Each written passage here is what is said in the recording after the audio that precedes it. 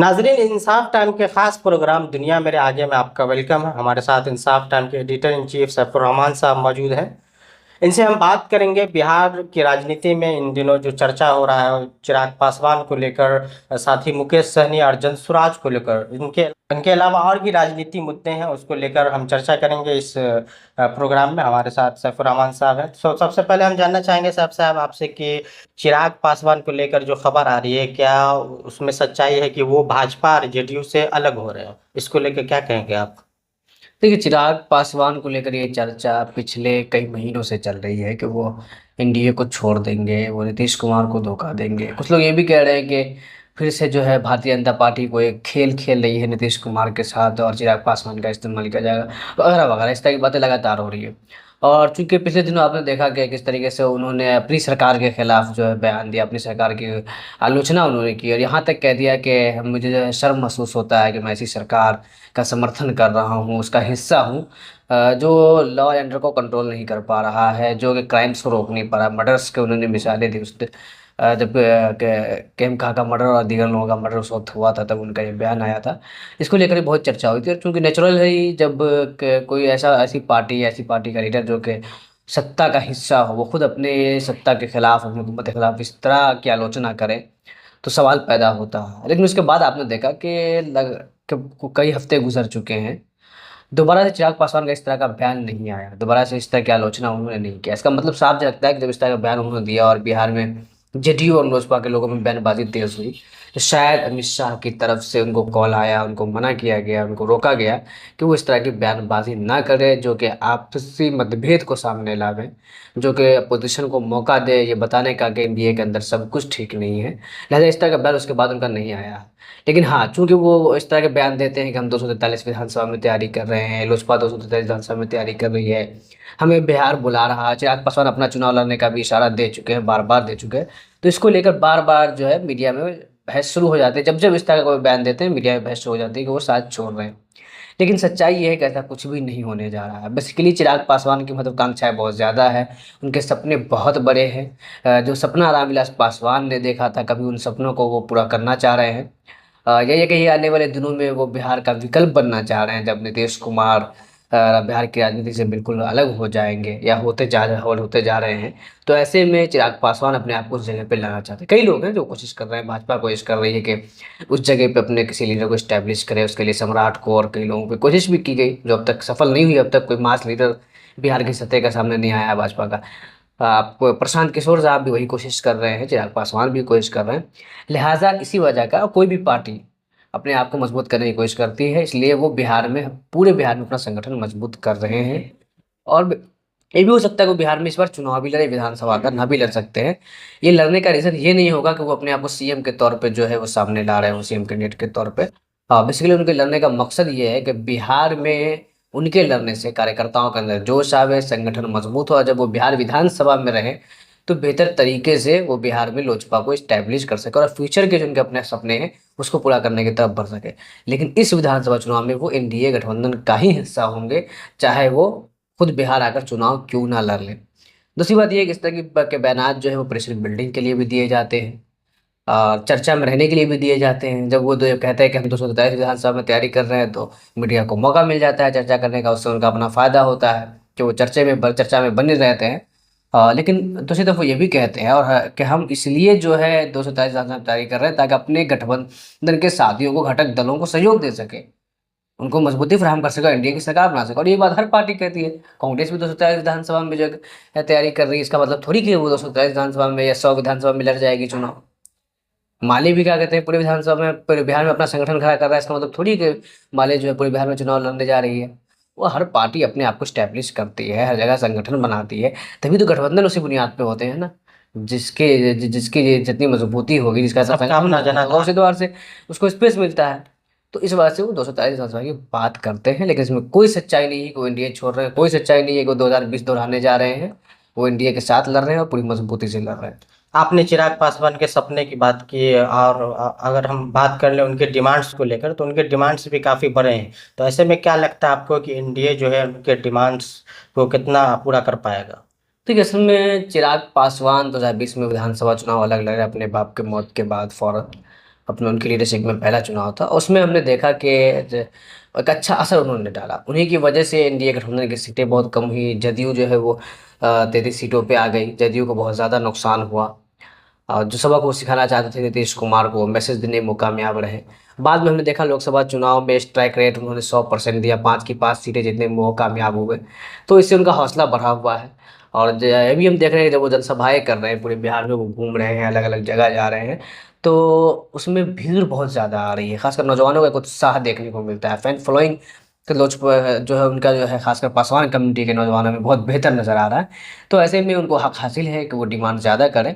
और यकीनन जो खबर आ रही है कि उनका डिमांड 40 सीटों का है। वो 40 सीट गठन पे चुनाव लड़ना चाह रहे हैं, बिहार विधानसभा का चुनाव। और साथ ही साथ ये भी बात सामने आ रही है कि वो इशारों इशारों में अपने आप को डिप्टी सीएम घोषित करने, उप मुख्यमंत्री घोषित करने का डिमांड भी कर रहे हैं।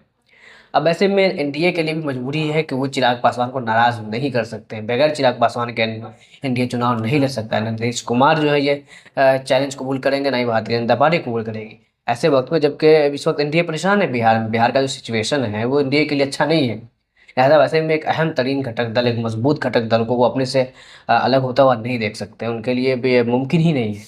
लिहाजा उनके डिमांड्स एक्सेप्ट किए जाएंगे, लेकिन 40 सीटें मुश्किल है। क्योंकि गठबंधन में उपेंद्र कुशवाहा की पार्टी भी है, जो गठबंधन में जीतन राम मांझी की पार्टी भी है। और हम सब जानते हैं कि कुशवाहा समाज के अंदर लगातार मेहनत कर रहे हैं, वो बड़े लीडर रहे हैं। लोकसभा चुनाव में वो बहुत कम पर मान गए थे, लेकिन विधानसभा में उतने ज़्यादा कम सीटों पे वो नहीं मानने वाले हैं। उनके जो डिमांड्स होंगे उसके एतबार से फैसला एनडीए को लेना पड़ेगा। मांझी के बारे में हम सब जानते हैं कि वो अपनी मांगों पर बहुत अड़िग हो जाते हैं और खुल के एनडीए के खिलाफ बयान देने लगते हैं, नीतीश कुमार के खिलाफ बयान देने लगते हैं, अब भारतीय जनता पार्टी के खिलाफ बयान देने लगता है कि हमारे साथ धोखा किया गया, बार बार धोखा किया गया और ये वो दीगर चीज़ें। लिहाजा मुमकिन ही नहीं है कि 40 सीटें लोजपा को दी जा सके, क्योंकि 100 सीटें तो क्योंकि उस तरह का समीकरण नहीं दिख रहा है। सीटें नहीं है ना। 100 सीटें तो भाजपा को लड़नी है। 100 सीटें या 101 सीटें जदयू लड़ना चाहेगी, क्योंकि जदयू बड़ा भाई बन के रहना चाहती है, तो एक सीट ज़्यादा लड़ना चाहेगी। बचेगा 42 सीट। 42 सीटों में 40 इनको दे देंगे तो फिर उपेंद्र कुशवाहा और मांझी कहाँ जाएंगे, उसी में एडजस्ट करना है उन्हीं 42 सीटों में। तो ऐसे वक्त में और भाजपा भी 40 ज़्यादा सीटों पर लड़ना, लिहाजा इनको 40 सीटें तो नहीं दी जाएंगी, लेकिन 25 से 30 सीटें दी जा सकती है। 25 का चांस ज़्यादा है। जो बात सामने आ रही है उसमें 25 सीटों की बात आ रही है, 25 सीटें उनको दी जाएंगी। साथ ही साथ चूंकि उनके डिमांड्स हैं, उनकी महत्वाकांक्षाएं हैं, तो उसको मैनेज करने के लिए एमएलसी और राज्यसभा की सीटें भी उनको दी जाएंगी, जो उसमें एडजस्ट होगा। जो मिला करके अगर हिसाब किया जाए तो 35 विधानसभा सीटों के बराबर हो सकता है। डिप्टी सीएम मुमकिन नहीं है कि इनको बनाया जाए, डिप्टी सीएम घोषित किया जा सके, क्योंकि इनको डिप्टी सीएम घोषित करने का मतलब ये है कि भारतीय जनता पार्टी के लिए बिहार जो सपना बना हुआ था वो सपना बना रह जाएगा। इनको डिप्टी सीएम बनाने का मतलब ये है कि एक अल्टरनेट खुद भारतीय जनता पार्टी बिहार में इस्टेब्लिश कर देगी, जो गैर भाजपाई विकल्प होगा। ऐसे में भाजपा जो मतलब पिछले जगह खो देगी अगर इस तरह बिल्कुल पिछले लगातार पिछले पिछले 20-25 सालों से जो भारतीय जनता पार्टी कोशिश कर रही है लगातार जमीन तो बना। जमीन बनाने की, और इस चुनाव में भाजपा जो है ये पूरे तौर पे चाह रही थी कई सालों से कि 2025 का विधानसभा वो अपने चेहरे पे लड़े, लेकिन ये मुमकिन नहीं हो पाए, हालात वैसे नहीं बन सके। और बिहार अभी भी सपना बना रह गया इनका। आप देख लीजिए यूपी, बंगाल, झारखंड, सब जगह इनकी स्थिति, और बिहार में इनकी स्थिति देख लीजिए। यहाँ पर उनको सहारों की जरूरत हमेशा रहती है और अभी भी सहारे पे ही वो चल रहे हैं। अब अगर वो चिराग को डिप्टी सीएम घोषित कर देते हैं तो फिर से लंबे टाइम के लिए भारतीय जनता पार्टी बिहार जो है भाजपा के लिए सपना बना रह जाएगा। लिहाजा डिप्टी सीएम तो उनको घोषित नहीं किया जा सकता, क्योंकि सीएम कैंडिडेट नीतीश कुमार होंगे और डिप्टी सीएम एक या दो जो होंगे वो भाजपा से ही होंगे। अच्छा, बात लोजपा की हो रही है तो खबर आ रही है कि एलजीपीआर में तोड़ चल रहा है। इसको लेके क्या कहेंगे आप, कि किस तरह का मामला है? हाँ, ये खबर सामने आई है, कई जिला से ये खबरें आई है कि जो चिराग पासवान की लीडरशिप वाली लोक जनशक्ति पार्टी रामविलास है, उसमें जो है राष्ट्रीय लोक जनशक्ति पार्टी, जिसे पशुपति फारस लीड कर रहे हैं, चिराग पासवान के चचा रामविलास के भाई, उन्होंने सेंध लगाया है। हमने खगड़िया से खबर आई थी कि खगड़िया से डिस्ट्रिक्ट के जिम्मेदारान, वहाँ से किसी से ताल्लुक रखने वाले एक प्रदेश महासचिव और जिला में विधानसभा और प्रखंड स्तर के बहुत सारे नेताओं ने एक साथ इस्तीफा दे दिया है। कई सारे आरोप उन्होंने लगाए हैं लोजपा के ऊपर, लोजपा रामविलास के ऊपर, और उन सब ने उसके बाद फौरन ही पशुपति पारस की पार्टी आरएलजेपी को ज्वाइन भी कर लिया, सदस्यता भी ले ली। और उसके बाद फिर हम कुछ दिनों के बाद ही खबर सुना के आपको समस्तीपुर के अंदर बड़ी तादाद में लोगों ने इस्तीफा दिया है। जो 100 से ऊपर लोग हैं, उसमें प्रखंड स्तर के, पंचायत स्तर के, जिला स्तर के नेता है, जिला कमेटी के जो ज़्यादातर जो मेंबर्स थे, जिला अध्यक्ष थे, उन सभी ने इस्तीफा दे दिया। और इस्तीफा देकर के उन लोगों की भी खबर आ रही है कि जल्द ही एलजेपीआर में वो लोग अपनी शमूलियत इख्तियार करेंगे, वो सब सदस्यता लेंगे एलजेपीआर की। और ये भी चर्चा चल रही है मीडिया के अंदर, और कहीं ना कहीं इसमें सच्चाई है कि सूरजभान सिंह जो कि आरएलजेपी के अहम तरीन लीडर है, पशुपति पारस के बाद सेकंड नंबर पे वही है आरएलजेपी के, और बहुत मजबूत साथी है, क्योंकि उनके अपने समाज में उनकी बड़ी पकड़ है भूमिहार समाज में, लिहाजा वो बहुत मजबूत लीडर हो जाते हैं। रामविलास पासवान के दौर में भी मजबूत लीडर रहे। जब चिराग पासवान के और पशुपति पारस के बीच जो है लड़ाई आगे बढ़ी और पार्टी टूटी, उस वक्त चिराग पासवान का ये मानना था कि इस तोड़ने में सबसे बड़ा हाथ जो पार्टी के अंदर से रहा है वो सूरजभान सिंह का रहा। जब बाद में उन्होंने कुछ लोगों को वापस भी लिया चिराग पासवान ने, जो लोग उनका साथ छोड़ चले गए थे, मगर सूरजभान सिंह जो है वो वापस नहीं गए और पशुपति पारस के साथ है, उनके मजबूत साथी है।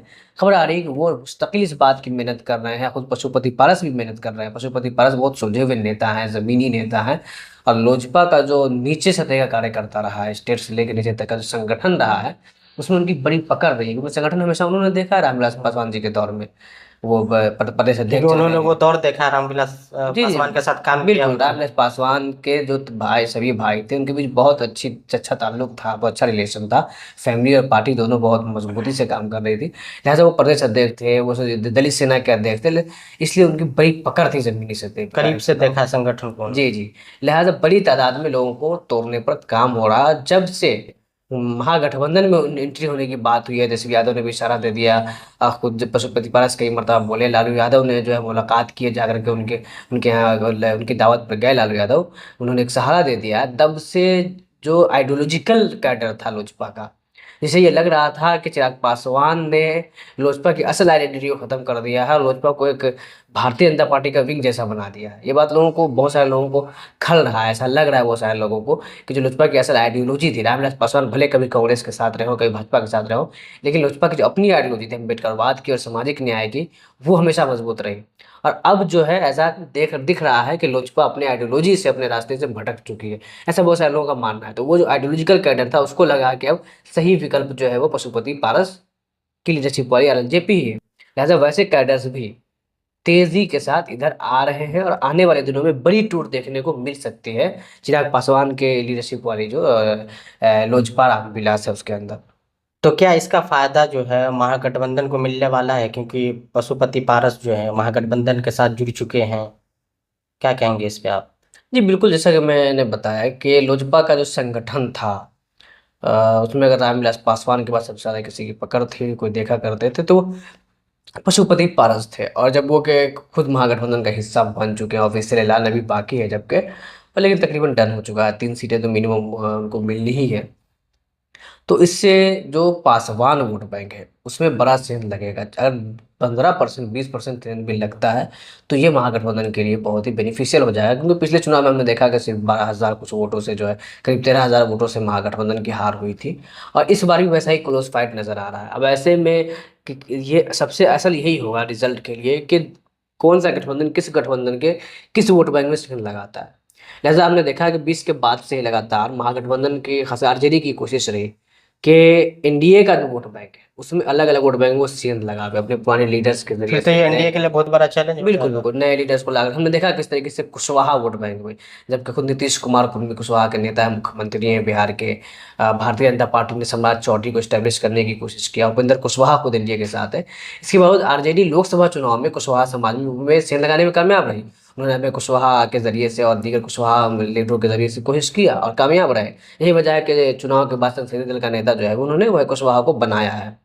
तो उसी तरीके से सहनी समाज में सेल लगाने के लिए मुकेश सहनी को साथ लिया गया है, उनको जो हो सकता है डिप्टी सीएम घोषित किया जाए। तो मुकेश सहनी के जरिए से वो सहनी वोट जो लगातार एनडीए का वोट बैंक रहा। 20 में चूंकि मुकेश सहनी भी उधर ही थे और पहले से ही हुए वो समाज जो है एनडीए का वोट बैंक रहा, लिहाजा वो समाज मुकम्मल तौर पर एनडीए को वोट किया था। इस बार उसमें भी मुकेश सहनी जब इधर है तो यकीनन एक बड़ा सेल लगेगा। अब राम रविदास वोट बैंक में भी हम देख रहे हैं सेल लगाने की कोशिश हो रही है। खुद कांग्रेस ने अपना प्रदेश अध्यक्ष उस कम्युनिटी से बनाया है। अभी 2 दिन पहले हमने देखा कि प्रोफेसर रतन लाल जो मुजफ्फर मुजफ्फरपुर बिहार से है और पूरे मुल्क में दलित समाज के बहुत मजबूत इंटेलेक्चुअल्स में से आते हैं। वो भी रविदास कम्युनिटी से। उन्होंने 2 दिन पहले जो कांग्रेस ज्वाइन किया, सदस्यता लिया है उन्होंने, अनिल जय हिंद और राहुल गांधी वगैरह की मौजूदगी में, SC ST के जो प्रेसिडेंट हैं उनकी मौजूदगी में। लिहाजा अब पासवान वोट में भी जब पशुपति पारस को साथ ला करके सेल लगाने की कोशिश की गई है तो इसका बड़ा बेनिफिट महागठबंधन को मिलेगा। और मीडिया में आपने पिछले दिनों ये खबर देखी होगी कि भारतीय जनता पार्टी का एक इंटरनल सर्वे आया है जिसमें अलग अलग कास्ट को लेकर के सर्वे है। उसमें पासवान समाज को लेकर ये सर्वे है कि 10% से ज़्यादा पासवान समाज महागठबंधन को वोट करने जा रहा है। और यकीन आने वाले दिनों में इसका ज़्यादा असर देखने को मिलेगा जब पशुपति पारस का ऑफिशियल ऐलान हो जाएगा उसकी वजह पशुपति पारस जी जी को जी, मालूम। बिल्कुल बिल्कुल। और आज जब पशुपति के महागठबंधन में शामिल होने का ऑफिशियल ऐलान हो जाएगा तो और ज़्यादा सेंध आपको देखने को मिलेगा। तो फायदा तो होगी, नहीं होगा ही। जो भी अभी साइलेंट है वो आ जाएंगे खुल के। यकीन है कि बड़ा वोट बैंक तो आएगा ही। देखिए मेजोरिटी तो चिराग पासवान के साथ, एनडीए के साथ रहेगी चिराग पासवान की वजह से, लेकिन एक बड़ा सेंध लगेगा। और वही जो है अलग अलग कम्युनिटी में जो सेंध है पासवान समाज सहित दूसरे कम्युनिटीज में, वही तेजस्वी यादव के लिए रास्ता साफ करेगा। टूट की खास वजह क्या है? सही नहीं चल रहा है चिराग पासवान की पार्टी में कुछ? देखिए कई सारी चीज़ें हैं। एक तो ये है कि चिराग पासवान जो है वो फुल टाइम पॉलिटिशियन नहीं रहे। अभी कुछ बिहार दिनों में से वो कम कोशिश रहते कर हैं। रहे हैं, लेकिन बिहार में भी रहते हैं, दिल्ली में भी रहते हैं, लेकिन फुल टाइम पॉलिटिशियन नहीं रहे वो। जिस तरीके से Tejashwi Yadav full time politician बन चुके हैं, हमने देखा राहुल गांधी किस तरीके से फुल टाइम पॉलिटिशियन है। हमारे जो लेकिन हमेशा वो नारा देते हैं बिहार फर्स्ट, बिहारी फर्स्ट, इस नहीं तरह नहीं, का बात है। नारा वो देते हैं अपनी जगह, लेकिन जिस तरह से समाज के बीच उनको सक्रिय रहना चाहिए वो उस तरह सक्रिय नहीं रहते। एक रीज़न ये है। दूसरा रीज़न ये कि कोई भी पार्टी के लिए विचारधारा बहुत अहम होता है। अब किस गठबंधन में वो इम्पोर्टेंट नहीं है, विचारधारा जो है वो सबसे अहम होता है। जनता दल यूनाइटेड हमेशा एनडीए में रही, लेकिन इसके बावजूद जनता दल यूनाइटेड मजबूत रही। क्योंकि उन्होंने बिहार में भारतीय जनता पार्टी उस तरीके से आगे नहीं बढ़ सकी इस तरीके से दीगर राज्यों में बढ़ी, जबकि बहुत लंबे समय से बिहार में वो सरकार का हिस्सा है। उसकी वजह यही रही कि जनता दल यूनाइटेड अपनी विचारधारा पे मजबूती से हमेशा कायम रही है। अब जब हम देख रहे हैं कि विचारधारा से कुछ हद तक भटक रही है, किस तरीके से हमने देखा कि वक्फ के मामले में उन्होंने वो स्टेप लिया जो कि उनकी आइडियोलॉजी, उनकी विचारधारा, उनकी पॉलिसी के खिलाफ था। तो अब देख रहे हैं जदयू की हालत इस क्या हो वजह रही से है। मुसलमानों पे भी नाराज जी बिल्कुल, उसी वजह से देखिए जदयू की हालत क्या हो रही है हम देख रहे हैं। तो विचारधारा बहुत इंपॉर्टेंट होता है। लोजपा जो रामविलास पासवान जी की क्यादत में थी वो अम्बेडकरवाद, दलित उत्थान और सामाजिक न्याय की पार्टी थी, लेकिन कहीं न कहीं चिराग पासवान की लीडरशिप में वो चीज़ खत्म हो चुका है। ये भी एक बड़ा रीज़न है लोजपा के कमज़ोर होने में, क्योंकि जो जब आप भारतीय जनता पार्टी की आइडियोलॉजी के पीछ पे जाएँगे तो यकीनन आपका जो कैडर है वो धीरे-धीरे भाजपाई आइडियोलॉजी का हो जाएगा। जब वो भाजपाई आइडियोलॉजी का हो जाएगा तो वो आपका नहीं रहा। वो अगर आपके सिर्फ पे वोट कर रहा है तो तब तक जब तक आप भाजपा के साथ हैं। अगर आप भाजपा से अलग होते हैं तो शायद वो आपको वोट ना करके भाजपा को वोट कर दें। वो आपका कैडर ना रहा बल्कि वो भाजपा का कैडर इनडायरेक्ट बन चुका है, वो आपकी वजह से बना है। तो ये सारे रीज़न है। उसके अलावा खबर ये भी आ रही है कि एक जो है कारपोरेट जैसा माहौल पार्टी के अंदर बना हुआ है, कारपोरेट तरीके से पार्टी को चलाया जा रहा है, पैसों के डिमांड्स कार्यकर्ताओं से होते हैं, बहुत सारे आरोप भी लग रहे हैं। अब क्या सच्चाई है वो तो लोजपा के लोग ही जानते होंगे। अच्छा, इन दिनों फिर से खबर चर्चा में बहुत ज़्यादा है कि मुकेश सहनी फिर से जो है एनडीए के संपर्क में है। इस बात को लेके आप क्या कहेंगे? कितनी सच्चाई है इस बात में?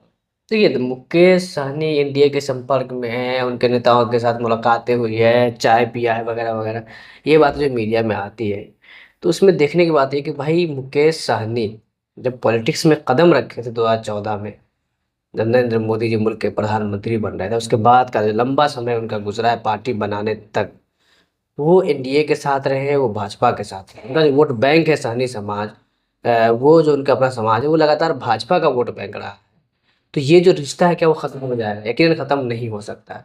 उसके बाद भी हमने देखा कि पार्टी बनाने के बाद वो 2020 के विधानसभा चुनाव में जब पहला विधानसभा चुनाव वो लड़ रहे थे तो राष्ट्रीय जनता दल के गठबंधन से निकल कर वो भाजपा की तरफ, एनडीए की तरफ चले गए थे लास्ट टाइम में।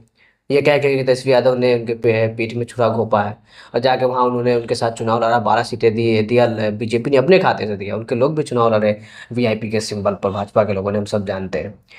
तो वो जो रिश्ता रहा उसके बाद वो ख़त्म नहीं हो जाएगा ना। वो मिनिस्टर भी रहे भाजपा के साथ, यानी हुकूमत में पहली बार वो शामिल हुए तो भाजपा के साथ शामिल हुए, हुकूमत उन्होंने पहली बार भाजपा के साथ किया है। लिहाजा जब वो दिल्ली जाते हैं तो भाजपा के लोगों से उनकी मुलाकात होती है, साथ में चाय पीते हैं, बिरयानी भी खाया जाता है। और राजनीति में याद रखिए संभावनाएं हमेशा खुली रहती है, संभावनाओं का खेल है। राजनीति में कुछ भी मुमकिन है, कुछ भी, कोई भी ऐसी चीज़ नहीं है राजनीति में जो तो नामुमकिन आप ये कहना चाह रहे हैं कि अगर डिप्टी सीएम नहीं मिला मुकेश सहनी को तो भाजपा की तरफ भी जा जी सकते जी, वही मैं कह रहा हूँ कि राजनीति में कुछ भी मुमकिन है। लिहाजा रिश्ते तो रहेंगे और भाजपा की तरफ से लगातार उनको ऑफर दिया जा रहा है, जब ऑन कैमरा ऑफर दिया जा रहा है भाजपा के लीडर्स जो है वो ऑफर कर रहे हैं। मांझी के बेटा ने ऑफर किया पिछले दिनों, ऑन कैमरा ये लोग ऑफर कर रहे हैं, भाजपा के प्रवक्ता ऑफर करते रहते हैं। तो क्या आपको लगता है कि बैकडोर से ऑफर नहीं हो रहा होगा? जब मीडिया में ऑफर किया जा रहा है तो बैकडोर से भी ऑफर हो रहा होगा, और यकीनन हो रहा है। और मुकेश सहनी भी अपना रास्ता बंद करना नहीं चाहते, उन्होंने रास्ता खोल कर रखा है अपने लिए विकल्प खोल कर रखा है कि अगर उनको इंडिया गठबंधन में वो डिमांड्स उनके पूरे नहीं किए जाते जो उनके असल डिमांड है, जिनके लिए वो पिछले कई सालों से संघर्ष कर रहे हैं, तो वो इंडिया की तरफ वापस जा सकते हैं। हमने देखा कि पिछले जो एक मीडिया चैनल के इंटरव्यू में उन्होंने ये कहा, जब उनसे पूछा गया कि अगर आपको डिप्टी सीएम घोषित नहीं किया गया 2020 की तरह तो आप क्या करेंगे, तो उनका जवाब था कि 2020 का हमारा ट्रैक रिकॉर्ड मौजूद है। एक बहुत तो बड़ी उन्होंने इशारा किया। बिल्कुल बहुत बड़ी लेकिन खुल के उन्होंने कह दिया ना 2020 का ट्रैक रिकॉर्ड क्या कहना चाह रहे हैं वो। 2020 में वो डिप्टी सीएम का डिक्लेयर करने का डिमांड कर रहे छुरा थे, छुरा घोंपने वाला बात। तेजस्वी यादव ने उसको कबूल कर लिया था, जैसा उनका कहना है। फिर प्रेस कॉन्फ्रेंस में ऐलान नहीं किया गया और बीच प्रेस कॉन्फ्रेंस से उठकर वो चले गए। ऐसा भी नहीं कि उस वक्त वो प्रेस कॉन्फ्रेंस में बैठे रहे और बाद में उन्होंने फैसला लिया हो, प्रेस कॉन्फ्रेंस से उठकर वो चले गए थे और फौरन जाके भाजपा से के लोगों से मिलकर उन्होंने सीटें ले ली थी। तो ये तो साफ चेतावनी है उनकी कि अगर डिप्टी सीएम उनको डिक्लेयर नहीं किया गया तो इंडिया की तरफ वापस चले जाएंगे, ये इशारा उन्होंने दे दिया है। और ये इसके लिए उन्होंने दरवाजा भी खोल कर रखा है, उनकी बातें हो रही है। लेकिन क्या वो भाजपा की तरफ जा रहे हैं, अगर इसका तज्जिया किया जाए तो उम्मीद नहीं है। मैक्सिमम चांस यही है कि वो इंडिया गठबंधन की तरफ ही चुनाव लड़ेंगे, क्योंकि इंडिया गठबंधन बिहार के जो भी हालात है, जो सिचुएशन है, इसमें बेनिफिशियल उनको लग रहा है महागठबंधन की तरफ रहना, क्योंकि कहीं ना कहीं इस वक्त एज हासिल है महागठबंधन को। दूसरी चीज़ वीआईपी का या मुकेश सहनी का जो अपना पॉलिटिकल जो रोड मैप है, जो उनके मंसूबे हैं, उनका विजन है, उनकी महत्वाकांक्षाएं हैं, उसके लिए उनके लिए सुटेबल महागठबंधन है। क्योंकि उनका जो ख्वाब है वो लंबा है, वो लॉन्ग टर्म पॉलिटिक्स करना चाहते हैं बड़े। वो बिहार ही नहीं, मुल्क में सानी समाज की पार्टी के तौर पे स्टैब्लिश होना मुकेश सहनी का मकसद है, जो लोग उनको जारन की राजनीति में नजर रखते हुए ये बात जानते हैं। लिहाजा उसके लिए सबसे पहली जरूरत यह है कि सहनी समाज को भारतीय जनता पार्टी से तोड़ा जाए।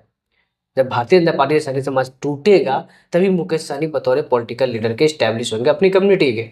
और इसके लिए जरूरी है कि वो चुनाव अलग लड़े। अगर भाजपा के साथ चुनाव लड़ते हैं तो उनका वजूद उस तरह से नहीं रास्ता बंद हो जाएगा। बिल्कुल रास्ता उनका वजूद नहीं बन पाएगा। इसलिए भी महागठबंधन की तरफ लड़ना उनके लिए बेनिफिशियल है। तीसरी चीज़ ये है कि उनको अपने कम्युनिटी का लीडर बनने के लिए डिप्टी सीएम बनना भी उनको अपने आप में जरूरी लगता है, ताकि उनकी जो कम्युनिटी है उसमें कॉन्फिडेंस बिल्ड हो कि हमारा नेता भी मेन चेयर पर, असल चेयर पर बैठ सकता है। और ये एनडीए में मुमकिन नहीं है, लेकिन महागठबंधन में ये चीज़ मुमकिन है। प्रेशर बना करके वो डिप्टी सीएम की कुर्सी ले सकते हैं। और महागठबंधन कहीं ना कहीं इस पर एग्री भी बहुत हद तक है। लिहाजा जब महागठबंधन बहुत हद तक एग्री है और मैक्सिमम चांस है कि डिप्टी सीएम उनको डिक्लेयर कर दिया जाए, तो चाहे सीट कम होंगी, लेकिन सीटें कम होंगी, उनका डिमांड है उससे बहुत कम सीटें उनको मिलेंगी, लेकिन डिप्टी सीएम जो घोषित किया जाएगा, इसलिए वो इस महागठबंधन पॉइंट पे वो एग्री कर सकते बिल्कुल वो महागठबंधन के साथ ही चुनाव लड़ेंगे। और महागठबंधन के साथ साथ ही अभी वो लॉन्ग टर्म राजनीति करने जा रहे हैं। हैं। आज राजधानी पटना के अंदर हज भवन में जनसुराज का एक बहुत बड़ा प्रोग्राम था, बिहार बदलाव रैली के नाम से, बिहार बदलाव कॉन्फ्रेंस के नाम से। तो क्या लगता है आपको कि कहीं ना कहीं पे मुसलमानों को गुलबंद करने की तैयारी है जनसुराज की तरफ से? जी बिल्कुल, असल में जनसुराज अभियान की जब शुरुआत हुई थी 2023 में, तो हम लोगों ने देखा कि किस तरीके से उसके बाद मुसलमानों पर उनकी बड़ी मेहनत चल रही थी। जनसुराज की मेहनत मुसलमानों में बहुत चल रही थी। उनका जो जेएसपीटी है उसके ज़रिए उसका जो उर्दू डिपार्टमेंट है या कह लें माइनॉरिटी डिपार्टमेंट है, उसको बहुत एक्टिव किया गया था मुसलमानों के बीच। और इसीलिए ये नैरेटिव भी बिल्ड होना बहुत ज़्यादा हुआ कि वो भाजपा के इशारे पे मुसलमानों में सेन लगाने की कोशिश कर रहे हैं ताकि महागठबंधन को नुकसान पहुंचाया जा सके। लेकिन बाद के दिनों में हमने देखा कि उन्होंने ट्रैक चेंज किया। मुसलमानों में उनकी मेहनत चलती रही लेकिन वो कम हो गई, और ज़्यादा फोकस जो उनका हुआ वो सवर्ण समाज पे हुआ, जिस समाज से खुद आते हैं। अति पिछड़ों और महादलितों पे उनका फोकस ज़्यादा हो गया। और लगातार हम देख रहे हैं कि अभी जो उनका बिहार बदलाव यात्रा उनकी चल रही है उसमें बड़ी भीड़ आ रही है, हर जगह भीड़ आ रही है, इसे कोई इनकार नहीं किया जा सकता है। जो भी नज़र रखते हैं हर पार्टी के ऊपर और उनके ऊपर, बहुत कम पार्टियां हैं बिहार में जो उस तरह से भीड़ इकट्ठा कर पाती है, हाँ, मोबिलाइज अच्छे से बिल्कुल कर पाए। मोबिलाइजेशन कर पाती है। और उनके प्रोग्राम प्रखंड स्तरीय, विधानसभा स्तरीय, डिस्ट्रिक्ट स्तरीय, जिस तरह के प्रोग्राम हो वही आदमी लोग आ रहे हैं। लेकिन उन प्रोग्राम में जब आप तज्जिया करेंगे, विश्लेषण करेंगे, मुस्लिम समाज के लोग नदारद होते हैं, उसमें सवर्ण समाज के लोग नजर आएंगे, उसका जिक्र उन्होंने कई बार किया भी। बिल्कुल ऐसा सच्चाई भी है, उसमें महादलित समाज के लोग नजर आएंगे, अति पिछड़े समाज के लोग जो उसमें नजर आते हैं। तो इसका मतलब है कि इन समाज की जो उनकी जगह बनी है, लेकिन मुसलमान बिल्कुल भी उनके साथ नजर नहीं आ रहा है। लेकिन लीडरशिप में लोग हैं, लीडरशिप में हर समाज के लोग और अच्छे लोग हैं। हमने देखा है कि अलीगढ़ मुस्लिम यूनिवर्सिटी के पूर्व लीडर्स कई सारे, जिसमें अफान फारूकी हैं, उसके अलावा दीगर लोग हैं, वो जनसुराज में शामिल हैं, कई सारे अच्छे लोग शामिल हैं। उसके अलावा हमने देखा कि आफाक साहब उनके अपने विरसी हैं, सबसे पहला जो उनका इलेक्टेड कोई रिप्रेजेंटेटिव है तो आफाक साहब है, मुस्लिम समाज से है। आज ही हमने देखा कि हस्सान जो कि मधुबनी से के विधानसभा चुनाव भी लड़े थे आज़ाद समाज पार्टी से 2020 के विधानसभा में, जब आज़ाद समाज पार्टी, जन अधिकार पार्टी, पप्पू यादव और एसडीपीआई का गठबंधन था, उससे वो चुनाव लड़े थे। आज ही उन्होंने जनसुराज को ज्वाइन किया है। बहुत सारे लोग मानू से, जामिया से पढ़े हुए अच्छे अच्छे लोग जो हैं, उनके प्रवक्ताओं में अगर हम देखें, तारिक चंपारनी एक्टिविस्ट हैं, बहुत बेहतरीन समझ है उनकी, तो उनके पास काफी पॉलिटिकल समझ। जी जी बिल्कुल, तो बहुत अच्छा रिसोर्स उनके पास है मुस्लिम कम्युनिटी के बीच भी, लेकिन अवाम का समर्थन उनको नजर नहीं आता। अभी फिर से उन्होंने मुसलमानों के बीच ध्यान देना शुरू किया है, फिर से इस तरफ उन्होंने फोकस किया। पिछले दिनों उन्होंने मुस्लिम सहाफ़ियों की मीटिंग भी बुलाई थी पटना के अंदर, और आज उन्होंने हज भवन में जो है कॉन्फ्रेंस ऑर्गेनाइज किया। इस कॉन्फ्रेंस में आवाम को मुझे लगता है कि उन्होंने नहीं बुलाया था। जो उनके लीडर्स हैं, पंचायत लेवल पे कमिटीज़ में है, लोग प्रखंड स्तरीय कमेटी में है, विधानसभा स्तरीय कमेटी में, डिस्ट्रिक्ट कमिटीज़ में है, उनके स्टेट कमिटीज़ में, कमेटी में, नेशनल कमेटी में जो मुस्लिम लीडर्स हैं, उसके अलावा उनके प्रवक्ता, उनके अलग अलग जो विंग्स, जिनका जुड़ाव है जनसुराज से। जो मुस्लिम विंग्स हैं, अलग अलग जो उनके विंग्स हैं, उसमें जो मुस्लिम लीडर्स हैं उनके, जैसे यूथ विंग है, वीमेंस विंग है, इस तरीके से अलग अलग विंग्स में जो मुस्लिम कम्युनिटी के लोग हैं, उनको उनको अपने लीडर्स को उन्होंने नीचे से लेकर ऊपर तक जितने मुस्लिम लीडर्स उनके हैं उनको उन्होंने बुलाया था। और पंचायत से लेकर विधानसभा लेवल जी जी बिल्कुल, उस प्रोफेशनल टीम में जो उनके जो जेएसपी टीम में जो मुस्लिम लोग हैं, नौजवान लड़के लड़कियां हैं, वो सबको उन्होंने बुलाया था। और मुझे लगता है कि अच्छी तादाद थी। अगर इस नज़रिए से देखा जाए कि अवाम नहीं बल्कि लीडर्स को बुलाया जा रहा हो, पार्टी से जुड़े हुए एक्टिविस्टों को बुलाया जा रहा हो, और उसमें जो है अगर 3000 लोग आते हैं, मुझे लगता है 3000 से ज़्यादा लोग हज भवन लगभग फुल बिल्कुल हो गया 3000 से ज़्यादा बाहर लोग लोग थे, खड़े हुए थे। हाउसफुल था। हाउसफुल के बाहर भी चेयर्स लगे थे, वो फुल था। बहुत सारे लोग प्रोजेक्टर लगा हुआ था। प्रोजेक्टर लगा था बाहर, और अच्छी तादाद में लोग टहल रहे थे, सड़क पे भी कुछ लोग नजर आ रहे थे। तो तादाद जो 3000 प्लस थी।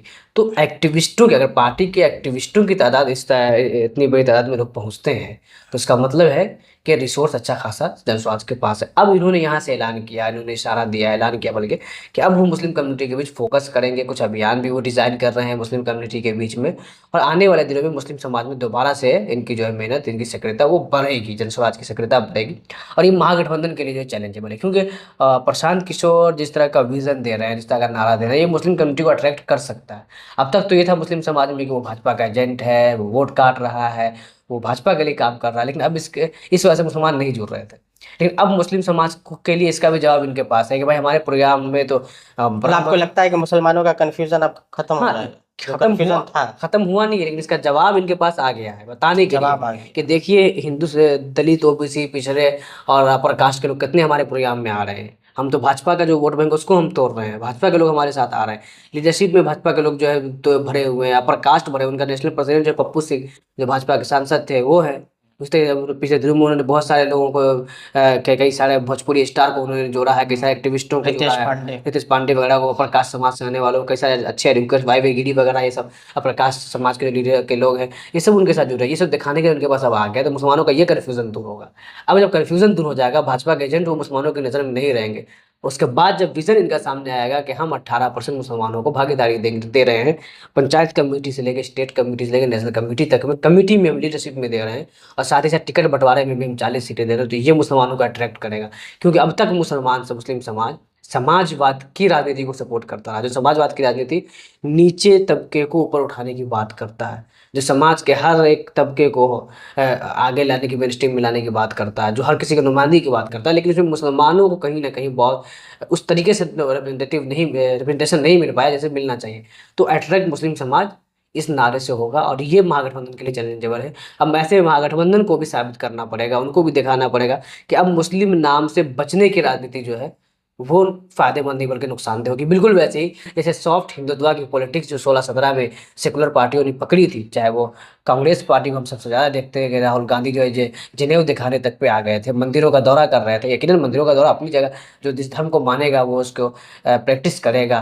वो अगर हिंदू धर्म को मानते हैं तो वो मंदिर जाएंगे और जाना चाहिए भी, लेकिन अगर उसको दिखाया जाने लगे तो मतलब ये है कि आप कहीं ना कहीं आर से बीजेपी की जो हिंदुत्व की पॉलिटिक्स है उसको उस पिच पे जाकर के खेलने की कोशिश कर रहे हैं। ये जो है कोशिश राहुल गांधी की और कांग्रेस की नाकाम साबित हुई, गलत साबित हुई। बेनिफिशियल नहीं हो सकी।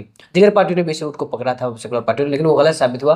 तो अब ये लोग संविधान की बात कर रहे हैं, समाजवाद की बात कर रहे हैं। वैसे ही मुस्लिम नाम से बचने की सियासत, मुस्लिम आइडेंटिटी से अपने आप को दूर रखने की सियासत अब नुकसानदेह साबित होगा आरजेडी, कांग्रेस और दीगर सेकुलर दलों के लिए, क्योंकि प्रशांत किशोर ने वैसा नैरेटिव बिल्ड किया है। लिहाजा ये चैलेंज महागठबंधन के लिए बनेगा।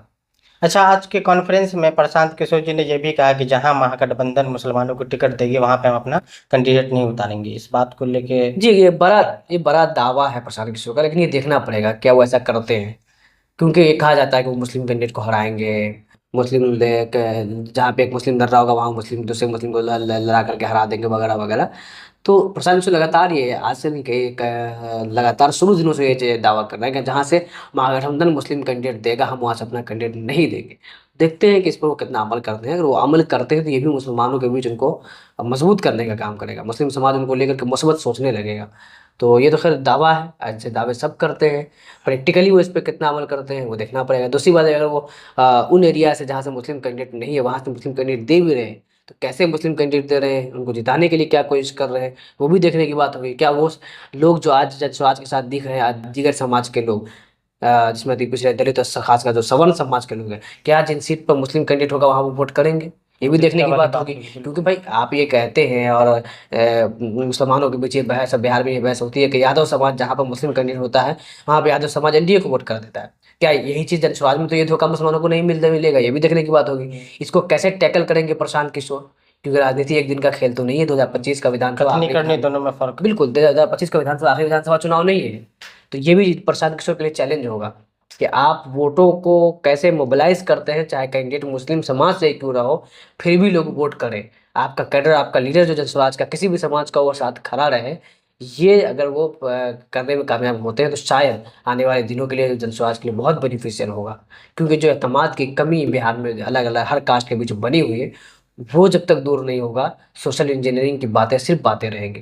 दूसरा सवाल है कि आपने किया था कि क्या वो 243 विधानसभा पे लड़ेंगे। देखिए, प्रशांत किशोर का फर्स्ट डे से ये जो है ऐलान है कि हम 243 विधानसभा पे अकेले चुनाव लड़ेंगे। और लिहाजा बीच बीच में खबरें आती रही कई सारी पार्टियों को लेकर के, लेकिन वो बाद में गलत साबित हुआ। लेकिन इशारा है, चिराग पासवान को उन्होंने कहा अगर चिराग पासवान बदलना चाहते हैं तो वो एनडीए का साथ छोड़ दें। प्रशांत किशोर ने ये बात बोला। तो अगर वो प्रशांत किशोर चिराग पासवान से कह रहे हैं कि बिहार की हालत बदलना चाहते हैं तो एनडीए का साथ छोड़ दें, तो कोई भी साथ छोड़ने का इशारा तभी करता है जब वो इस इशारे के पीछे एक ऑफर भी कर रहा होता है। अगर चिराग पासवान साथ छोड़ दे तो क्या प्रशांत किशोर साथ लेने को तैयार है? ये क्लियर प्रशांत किशोर का ये इशारा बताता है कि वो इसके लिए तैयार ज़हनी तौर पे हैं। और जहाँ तक बात यह है कि उनका 2 साल से 3 साल से लगातार ये दावा है कि हम अकेले चुनाव लड़ेंगे 2023 विधानसभा पे, अगर जरूरत पड़ने पर उनको गठबंधन करना पड़ा, उनको बेनिफिशियल लगा, तो अवाम के बीच जवाब देना कोई मुश्किल काम नहीं होता है। बोल दिया जाएगा अवाम का डिमांड था, अवाम चाह रही थी, हमारे विजन, हमारी विचारधारा मिल रही थी। वो राजनीति में सिचुएशन के अकॉर्डिंग भी करना बिल्कुल पड़ता है। राजनीति में सिचुएशन के मुताबिक दावे बदल जाते हैं, बयानात बदल जाते हैं। अब प्रशांत किशोर ने भी तो इससे पहले अपने दावे, अपने बयानात से वो मुकरे हैं। हम बोल नहीं सकते हैं जब एक इंटरव्यू में वो गिलास के पानी बार बार वो इंडेल रहे थे। तो हो सकता है कि अगर इनके साथ कोई गठबंधन करे, चाहे वो कोई भी हो, और मुमकिन है कि कुछ छोटी पार्टियों को, वो बड़ी पार्टी से गठबंधन नहीं करेंगे, लेकिन छोटी पार्टियों को अपने साथ ला सकते हैं लॉन्ग टर्म पॉलिटिकल मफाद को सामने रखते हुए। क्योंकि प्रशांत किशोर की पॉलिटिकल समझ जो है वो बहुत बेहतर हो चुकी है, इसमें कोई शक नहीं है। लगातार बिहार प्रैक्टिकली की जमीन को वो अच्छे से जी समझ चुके हैं। राजनीति को वो समझ रहे हैं। राजनीति करने में अभी हो सकता है कुछ कमियां हो, और यकीनन कमियां हैं जो धीरे धीरे वो चीज़ें, जब क्योंकि अब तक वो प्रोफेशनल थे, अब तक वो लोगों को लड़ाते थे, लोगों को सपोर्ट करते थे। हम ये नहीं कहेंगे कि उन्होंने लोगों को सीएम बनाया है, मैं इस बात से कभी एग्री नहीं करता हूँ कि प्रोफेशनल टीम, प्रोफेशनल कंपनीज किसी को सीएम बनाती है। एक इस्टेब्लिश लीडर को एक बैकअप देना, उसके लिए मार्केटिंग करना, उसके लिए प्लान तैयार करना, ये उसको इस्टेब्लिश करना नहीं, वो उसकी मदद करना है। एक ऐसी पार्टी जिसका कोई वजूद नहीं, उसको प्रोफेशनल टीम जाकर उसकी सरकार नहीं बनवा देती है। अगर आईपैक ने अगर सब सीएम बनाया है, तो उस ममता बनर्जी को बनाया जो पहले से सीएम थी, उसे स्टालिन को बनाया जो पहले से सीएम थे, उसने नीतीश कुमार को बनाया जो पहले से सीएम थे, उसने मोदी को बनाया जो गुजरात के लगातार सीएम थे, और भारतीय जनता पार्टी भारत बस उसमें उन्होंने बाद में इजाफा करने का काम किया, कंटिन्यू करवाया। जी जी, उस पर आप कुछ ऐड करते हैं, आप उनकी मोबिलाइजेशन को बेहतर करते हैं, उनके नैरेटिव को बिल्ड करते हैं, कंटेंट नैरेटिव के ऊपर आप काम करते हैं, आप उनको ला के क्योंकि वहां पे आपको चीजें पता होती है कि किस तरह से बिल्कुल काम आप करते हैं। जमीन की सच्चाई उनको ला के देते हैं, उनको ज्यादा ऑर्गेनाइज वे में काम करने में आप सपोर्ट देते हैं। लेकिन आप पूरा आप ही क्रेडिट ले लें, ऐसा नहीं हो सकता। लिहाजा प्रोफेशनल काम उन्होंने अब तक किया था, अब वो खुद राजनीति कर रहे हैं, तो बहुत सारी कमियां हैं जिसको वो दूर करेंगे और कर रहे हैं। इसमें आपने देखा होगा कि बीच में बहुत चिड़चिड़े हो गए थे, वो हर जगह लोगों से बहस कर ले रहे थे, लोग हाँ, खुद इस जवाब बात को देने लेके लगे। भी चर्चा होता है कि एरोगेंट है, पैनिक हो जी, जाते हैं जी। इस पे। अब इसमें कमी आई है, पिछले दिनों से हम देख रहे हैं कि इसमें कमी आई है, अब वो इस तरीके से चिड़चिड़े नहीं होते हैं। तो ये भी उन्होंने सही किया अपने आप को, तो इस तरह से वो रिफ़ॉर्म अपने अंदर करेंगे। लेकिन पॉलिटिकल समझ तो उनकी यकीनन है, चीज़ों को समझते तो वो हैं। तो मुमकिन है कि कुछ छोटे दलों से वो गठबंधन करें, आने वाले दिनों में चीज़ें सामने आ सकती हैं, क्योंकि कई पार्टियाँ उनको अप्रोच कर रही है। कुछ मुस्लिम लीडरशिप वाली पार्टी भी है, कुछ दलित लीडरशिप वाली पार्टी भी है, उनको अप्रोच कर रही है। ऐसा नहीं है, मेरे पास खबर है कि ऐसे अप्रोच हुए हैं। और ऐसे अप्रोच पर उन्होंने डायरेक्ट इनकार भी नहीं किया। लिहाजा मुमकिन है कि आने वाले दिनों में कुछ छोटी पार्टियां जो है चंद सीटों पर उनके हिस्से को लेकर के उनको गठबंधन किया जाए, एक मैसेजिंग के लिए। लेकिन उनका ये तय है कि वो 243 पे नहीं, लड़ेंगे। नहीं, नहीं, तो उनका ऐलान है, लेकिन मुमकिन है कि उसमें कुछ कमी आवे, कुछ छोटे जब दलों कोई को छोटी चंद पार्टी सीटें। मिल जाएंगे तो हाँ, कमी आ बिल्कुल, सकती है। चंद सीटें छोटी दलों को दे दिया जाए, उसको लॉन्ग टर्म पॉलिटिक्स के लिए उनको ज़रूरी लगा, तो वो हर एस्पेक्ट से गौर करके जो फैसला लेना होगा वो लेंगे। नाजरीन, आपने सुना जनसुराज पार्टी के बारे में, चिराग पासवान के बारे में, मुकेश सहनी के बारे में, और किस गठबंधन में क्या चल रहा है, बिहार की राजनीति में क्या उथल पुथल चल रहा है। इन तमाम मुद्दों पे हमारे साथ बात किए सैफुर रहमान साहब, इंसाफ टाइम के एडिटर इन चीफ। इसी तरह के और भी इंटरव्यू आगे हम लेकर आते रहेंगे। बेहद शुक्रिया।